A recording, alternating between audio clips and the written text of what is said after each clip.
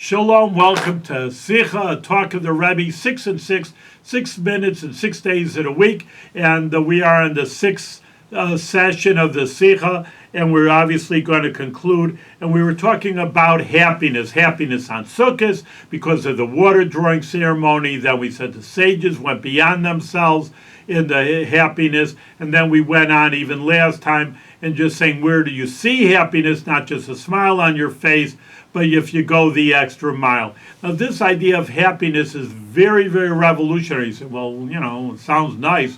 What's the special news? Well, a few hundred years ago, before Hasidus came on the scene with the Baal Shem Tov, most people weren't happy at all. I mean, most the Jewish people, why? Well, we are in exile, and the Gemara does say that if a child is not behaving themselves at the table, I warned you a few times already. If you can't behave yourself, take your dinner and go to your room. Just leave normal company. In a way, that's an example. The Almighty, the Jewish people weren't behaving themselves, meaning not doing the Torah and the mitzvahs, doing wrong things in the Beis HaMikdash, in the Second Temple. Hashem says, then leave. Just I'll destroy the temple, and you'll just be flung to the four corners of the earth, which we see today. So, nothing to be happy. Why? The kid in the bedroom should be happy. Oh, I made my parents sad, and they threw me off the table and told me to go to my room. And the child should be happy about that. So, therefore, that was the old attitude. Hasidus came on the scene, of course, with the Baal Shem Tov and through all the Rebbe, and afterwards we're saying, no, you have to be happy. What are you happy about? Well, yes, we did lose the second temple, but on the other hand, look forward to the third temple, where the Mashiach is coming, and that's a great innovation for the Hasidic people, because that's why you see Hasidic dancing, Hasidic music festivals, that music, which really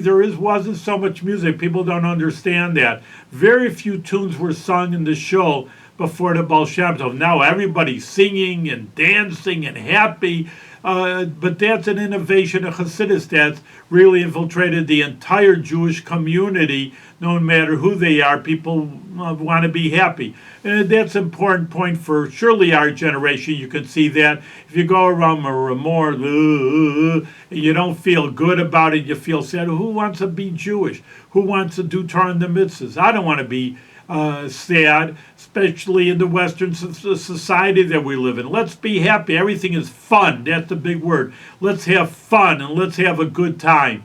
So then you say, well, be a good Jewish person and just be sad all the time. Ew, who wants to be sad all the time when I could be happy in the world? So Hasidus gave that innovation and gave, so to speak, the medicine before the problem and said, yes, you could be super happy being a Jewish person, doing the Torah and the mitzvahs, or because that, again, why are you happy? We've been talking about it.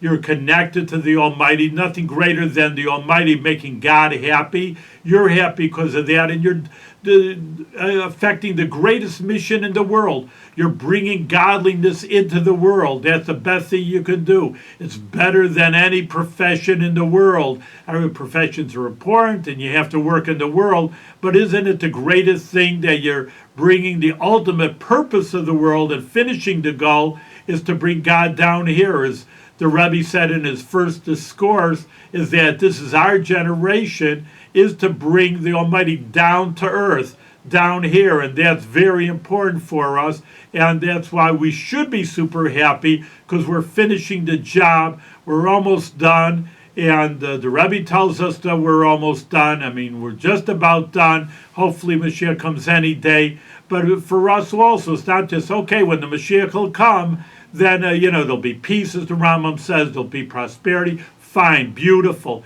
But even before that, we're still in exile, and therefore we should be super happy that we're achieving the goal. Every day, every mitzvah goes on. Every Jewish person gets turned on to do another mitzvah. For us to do more mitzvahs, then that's what we're achieving the goal. We're getting closer and closer, and that's what to be happy about. To finishing a job, thousands of years of Jewish generations, probably billions of Jews have worked on it, and we have the merit to finish the job.